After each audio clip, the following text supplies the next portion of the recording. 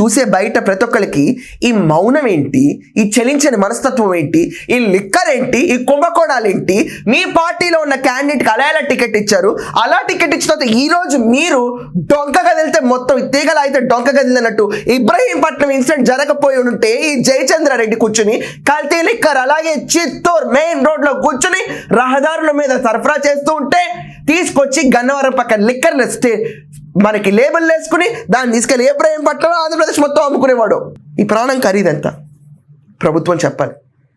ఖచ్చితంగా ఒక మాట మాత్రం నేను చాలా విశ్వాసంతో చెప్పగలుగుతాను.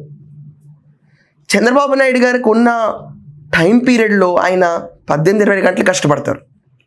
లోకేష్ గారు అంతే వెహిమెంట్గా కష్టపడుతున్నారు. చాలా ఇష్యూస్ ఉన్నాయి స్టేట్లో.